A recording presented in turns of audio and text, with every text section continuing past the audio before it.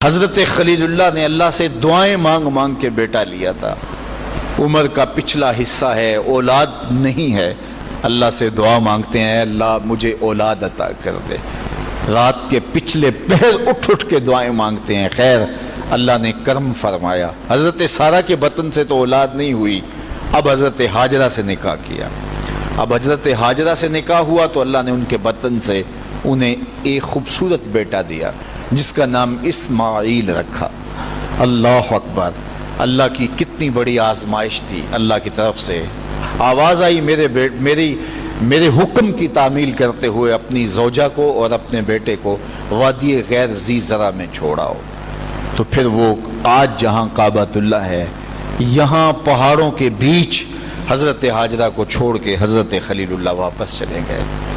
اور پھر جب حضرت اسماعیل علیہ السلام کی عمر 13 سال ہوئی تو ایک بار ملنے آئے تو حضرت خلیل اللہ کو حکم ہوا، خواب آئی اور خواب میں یہ حکم ہوا۔ نبیوں کی خواب بمنزلہ وحی ہوتی ہے۔ ہمارے جو خواب ہیں ان میں سے کچھ خواب ایسے ہیں جن کو کہا گیا نبوت کا 46واں حصہ ہے، اچھے خواب، لیکن ہمارے خواب ادغاث و احلام ایسے بھی ہوتے ہیں جو دن کے خیالات کا عکس ہوتے ہیں۔ کچھ ہمارے خواب ایسے ہوتے ہیں کہ جو شیطان کی طرف سے ہمارے اوپر ہوتے ہیں، شیطانی خیالات کا عکس ہوتے ہیں۔ لیکن کچھ خواب ایسے ہوتے ہیں کہ جو ہے وہ اچھے اور صالح خواب ہوتے ہیں۔ لیکن نبی کا کوئی خواب ادغاث احلام نہیں ہوتا، نبی کا کوئی خواب جو ہے وہ شیطانی خیال کا نتیجہ نہیں ہوتا، اس لیے کہ نبی پر شیطان وسوسہ اندازی نہیں کر سکتا، اور اگر اس امکان کو مان لیا جائے تو ساری شریعت مشکوک ہو جاتی ہے۔ تو یہ امکان ہی نہیں ہے کہ نبی پر شیطان اثر انداز ہو سکے۔ اللہ اکبر، نبی تو نبی رہا، نبی کے سچے غلام جو ہیں شیطان تو ان کے راستے میں رکاوٹ نہیں ڈال سکتا جب وہ اللہ کی طرف سے دیے ہوئے تقوی سے مالا مال ہو جاتے ہیں۔ خیر، تو خواب دیکھا کہ میں بیٹے کو ذبح کر رہا ہوں، تو آئے اور بیٹے سے کہا، پہلے زوجہ سے کہا کہ بیٹے کو تیار کر دو، ہم نے دوست کی دعوت پہ جانا ہے۔ ویسے خلیل عربی میں گوڑے دوست کو ہی کہتے ہیں، اور حضرت ابراہیم اللہ کے خلیل کہلائے، رب نے ابراہیم کو اپنا دوست قرار دیا تھا۔ تو پھر کہا دوست کی دعوت ہے، دوست کا بلاوا ہے، میں نے بیٹے کو وہاں لے کے جانا ہے۔ تو حضرت ہاجرہ بیٹے کو تیار کر دیتی ہیں، کنگھی بھی کرتی ہیں، بالوں میں تیل بھی لگاتی ہیں، خوبصورت کپڑے بھی پہناتی ہیں۔ اللہ سے مانگ مانگ کے لیا گیا بیٹا۔ اللہ اکبر، اب 13 سال کی عمر، فلما بلغ معہ السعی، جب وہ بلوغت کی عمر میں پہنچا، چلنے پھرنے کے قابل ہوا، تو حضرت ابراہیم علیہ السلام ان کو لے کے ساتھ چلے۔ اور راستے میں جب یہ منظر دیکھا کہ باپ بیٹے کو اللہ کی رضا کے لیے ذبح کرنے جا رہے تو شیطان کے تن بدن میں آگ لگ گئی۔ قیامت تک یہ نقشہ دنیا دیکھے گی، کیا منظر ہوگا خدا کی رضا کے لیے یوں بھی اظہار کیا جاتا ہے۔ تو وہ حضرت ابراہیم علیہ السلام کے پاس آیا، ابراہیم ایک خواب کے سہارے بیٹے کو ذبح کرنے جا رہے ہو، اللہ کو راضی کرنے کے اور تھوڑے طریقے ہیں۔ تو حضرت خلیل اللہ نے پتھر اٹھا کے اس کے جو ہے وہ مارا، کہا ہٹ جا، میرے پاس ایک اسماعیل ہے، 1000 اسماعیل بھی ہوتے، قربان کر گئے۔ یہ وہی جگہ ہیں۔ پھر حضرت اسماعیل کے پاس آیا تو انہوں نے بھی یہی بات کہی، کہا کہ ماں کی ممتا بڑی کمزور ہوتی ہے۔ تو حضرت ہاجرہ کے پاس آ گیا، کہا کہ شہزادہ کدھر ہے؟ کہا دوست کی دعوت پہ ان کا باپ لے کے گیا ہے۔ کہا نہیں، دوست کی دعوت نہیں ہے، وہ تو ان کو ذبح کرنے لے جا رہا ہے۔ کہا کوئی سوچ کے بات کر، دعائیں مانگ مانگ کے لیا رب سے، اپنے ہاتھوں سے ذبح کر دے گا؟ دنیا کی تاریخ میں ایسا کبھی ہوا نہیں کسی باپ نے اپنے بیٹے کو ذبح کیا ہو اور بیٹا نافرمان ہو، تب بھی کبھی ایسا نہیں ہوا۔ یہ تو وہ بیٹا ہے کہ جس کی پیشانی میں اجالے رکھے ہوئے ہیں، جس کی چمکدار آنکھیں خیرہ کر دیتی ہیں، کیا اس بیٹے کو ذبح کرے گا؟ اور باپ بھی اتنا نرم دل، پھر مانگ مانگ کے لیا، مجبور ہو گیا، کہنے لگا کہ وہ اسے اللہ کا حکم کہتا ہے۔ تو حضرت ہاجرہ سلام اللہ علیہ نے کہا ظالم بھاگ جا، اگر اللہ کا حکم ہے میری گود میں ایک اسماعیل ہے، 1000 اسماعیل بھی ہوتے قربان کر دے۔ یہ انوکھی داستان تھی جو کائنات میں رقم ہونے جا رہی ہے۔ یہ کوئی افسانہ نہیں ہے، یہ امر واقعیہ ہے، یہ ہونے والی داستان ہے۔ جس کی یادیں پورے عالم میں بکھری ہیں. کائنات میں ایسا انوکھا واقعہ، ایسا البیلا واقعہ زمانے میں نہیں دیکھا ہوگا جو یہ واقعہ رقم ہونے جا رہا ہے. حضرت اسماعیل 13 سال کی عمر اور حضرت ابراہیم اپنے بیٹے کو ساتھ لیے جا رہے ہیں. راستے میں میٹھی میٹھی باتیں بھی ہو رہی ہیں. جب منا کی اس وادی میں پہنچے، آج حاجی جو ہے جب وہ رمی جمار کرتا ہے تو وہ کہتا مجھے فون پہ بتا دو کہ میرا جانور ذبح ہو گیا کہ نہیں ہو گیا. اس میں اتنی ہمت نہیں ہوتی کہ اس قربان گاہ پہ چل کے جائے. وہ کہتا ہے تھکن سے چور ہوں. اللہ اکبر، حاجی تجھ سے تو چل کے جایا نہیں جاتا اور شریعت نے تجھے سہولت بھی دے دی، کوئی ضروری نہیں ہے کہ تو وہاں جائے. لیکن ذرا دیکھ وہ منظر کتنا دل آویز تھا. اگر حاجی کو کہا جاتا کہ بیٹا بھی ساتھ لے جانا ہے اور وہاں بیٹے کو ذبح نہیں کرنا، صرف گردن پہ چھری ہی رکھنی ہے، تو کلیجے کانپ جاتے. اللہ اکبر، رسم بھی ادا نہ ہو پاتی. لیکن یہاں ایک انوکھا واقعہ عملاً روح پذیر ہوا. فلما بلغ ماہ السعی، جب وہاں پہنچے تو کہا یا بنیا، اے میرے بیٹے. اللہ کتنا میٹھا اور دلاویز انداز تھا. اے میرے بیٹے، یا بنیا، یا بنی نہیں کہا، میرے بیٹے نہیں کہا، بیٹے نہیں کہا، یا بنیا، اے میرے بیٹے. اس میں اپنائیت کا جمال دیکھیے اور ٹپکتا ہوا شہد دیکھیے پیار کا. اے میرے بیٹے، میں نے خواب دیکھا ہے، انی اذبحک فانظر ماذا تری، کہ میں تمہیں ذبح کر رہا ہوں. فانظر ماذا تری، اب تو بتا تیری رائے کیا ہے. باپ نہ بتاتا ذبح کر لیتا، لیکن نے بیٹے کو شامل کیا. بتانا، میں نے یہ خواب دیکھا ہے اور نبی کا خواب بمنزلہ وحی ہے. اب تو بتا تیری رائے کیا ہے، مجھے بتائیے. باپ بیٹے کو کہے کہ میں تجھے ذبح کرنا چاہتا ہوں.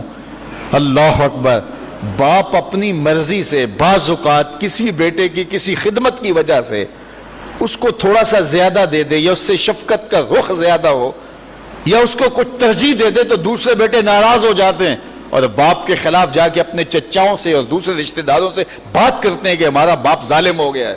یار اس کا روح سخن تھوڑا سا دوسرے بیٹے کی طرف ہوا تو جا کے شور کر دیا اولاد نے کہ میرا باپ ظالم ہو گیا ہے.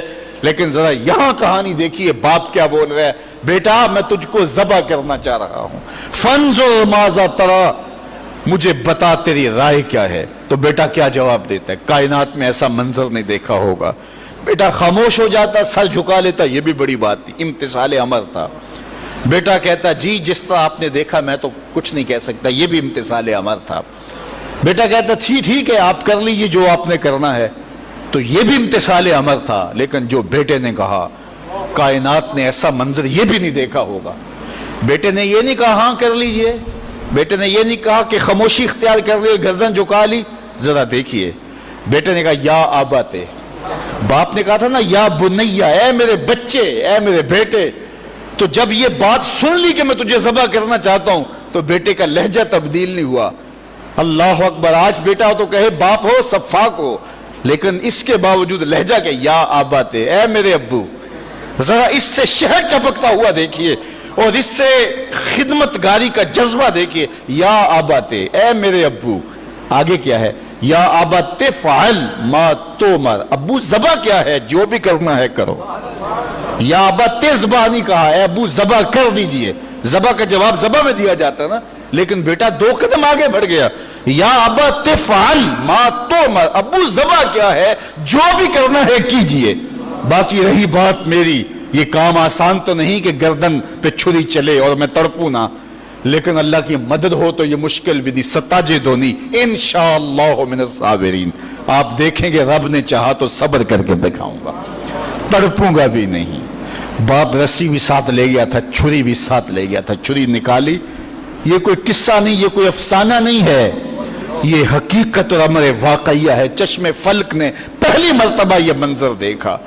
آج حوریں بھی دیکھ رہی تھی، غلمان اور رضوان بھی دیکھ رہے تھے، فرشتے بھی جھک جھک کے دیکھ رہے تھے. مالک قیامت آنے والی ہے. کہا تمہیں بتانا چاہتا ہوں، تم کہتے تھے انسان کو خلیفہ بنا رہے، سجدے تو ہم کرتے ہیں، عبادتیں تو ہم کرتے ہیں، یہ تو لڑائی کرے گا، دھینگا مشتی کرے گا. اب دیکھو میرے بندے کی ادا کو، میرے بندے کی اطاعت اور فرما برداری کے رنگ بھی دیکھو. اللہ اکبر. باپ نے بیٹے کو لٹایا، رسیوں سے بدن جکڑ لیا، ہاتھ میں چھری پکڑی ہے. اللہ اکبر. حضرت اسماعیل کو لٹایا. قرآن نے وہ باقاعدہ منظر نگاری کی ہے.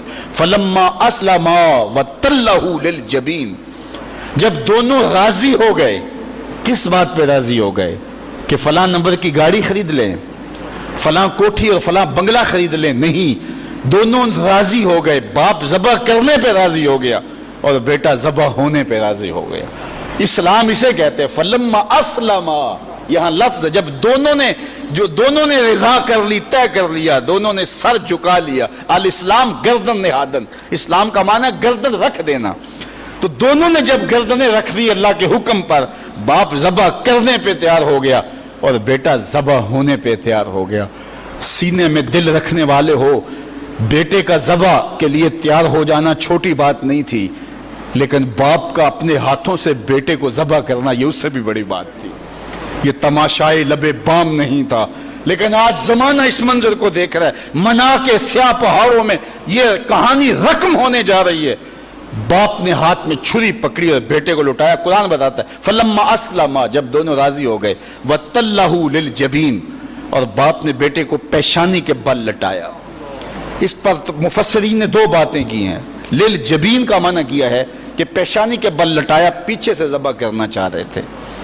اور دوسرا یہ ہے کہ جس طرح جانور کو ذبح کیا جاتا ہے تو اس کی گردن کو بل دے کر کے ماتھا زمین پہ لگایا جاتا ہے کہ رگیں تن جائیں اور گردن کھل جائے تاکہ ذبح کرنے میں آسانی ہو. تو کہا کہ گردن کو جو ہے وہ کشادہ کرنے کے لیے آپ کا نازک گلا گھما کر کے پیشانی پہاڑ پتھر کے ساتھ لگائی اور رگیں تن گئی. پورا بدن جکڑا تھا رسیوں سے. اور حضرت ابراہیم نے خود بھی پٹی باندھی تھی کہ یہ منظر اتنا آسان تو نہیں ہے. اللہ اکبر. اچانک حضرت اسماعیل نے کہا ابا جان میری رسیاں کھول دو. بیٹا کیا ہوا؟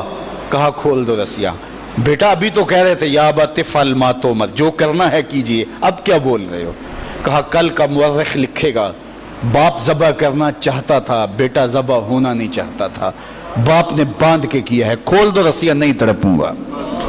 رسیاں کھول دی گئیں. حضرت ابراہیم نے ہاتھ میں چھری پکڑی ہے لیکن پٹی برابر بندھی ہے.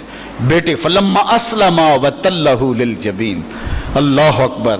تو پوری قوت کے ساتھ چھری کو نازک ریشم جیسی گردن پہ رکھا.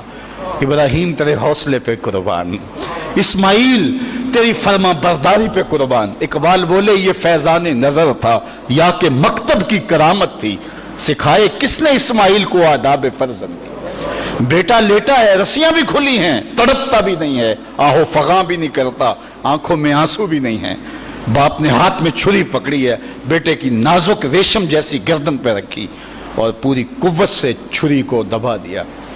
لیکن ہوا کیا کہ ایک بال بھی نہیں کٹا. چھری کو پاس پڑے پتھر پہ مارا. لکڑی پڑی تھی، پتھر پڑا تھا، مارا، وہ کٹ گیا. لما تقطع یا سکین، اے سکین ہے چھری تو کیوں نہیں کاٹتی؟ اللہ اکبر. چھری نے زبان حال سے آواز دی ابراہیم الخلیل یامرنی والجلیل ینہانی. خلیل مجھے ایک بار کاٹنے کا کہتا ہے، وہ خلیل، وہ کبیر، وہ رب، وہ جلیل 70 بار کہتا ہے خبردار ایک بال بھی کاٹا.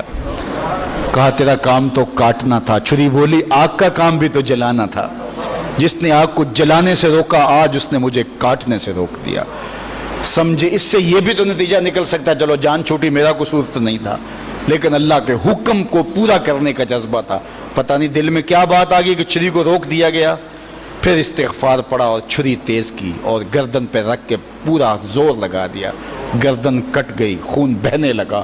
خوش ہو گئے کہ بڑا کام تھا کر گزرا. جلدی جلدی پٹی کھولی تو دیکھا ذبح ہونے والا بیٹا نہیں دمبا تھا. اللہ اکبر. دمبا پڑا تھا اور بیٹا پاس کھڑا مسکرا رہا تھا. تو حضرت خلیل کی زبان سے بے ساختہ نکلا اللہ اکبر. تو حضرت اسماعیل بولے لا الہ الا اللہ واللہ اکبر. پاس جبریل کھڑے تھے، کہا اللہ اکبر وللہ الحمد. آواز آئی فلما اسلما وتلہ للجبین ونادیناہ ان یا ابراہیم قد صدقت الرؤیا انا کذالک نجزی المحسنین. آواز آئی ابراہیم تو نے واقعی خواب پورا کر دکھایا. تو نے تو اپنے گمان میں بیٹے کی گردن پہ چھری چلائی، لیکن یہ ہم نے اس وقفے میں دھمبا رکھ دیا. تم نے واقعی خواب پورا کر دکھا. وفدیناہ بذبح عظیم. ہم نے ان کے جو ہے بدلے میں ایک دمبا دے دیا اور ہم نے اس کو پچھلوں کے لیے سنت رکھ دیا. آج منا کی وادی میں حاجی وہاں جا کے دمبے کی گردن پہ چھری پھیر رہا ہوتا ہے. وہ یادگار آج اس مذبح پہ، آج اس منصب پہ جہاں بیٹے کی قربانی کے لیے حضرت خلیل چھری ہاتھ میں لیے کھڑے تھے، آج 40 لاکھ جانور قربان ہو رہے ہیں اور پوری دنیا کے اوپر قربانیاں ہو رہی ہیں. اللہ اکبر. وہاں آواز آتی ہے سلام علی ابراہیم، اے ابراہیم تیرے اوپر سلام.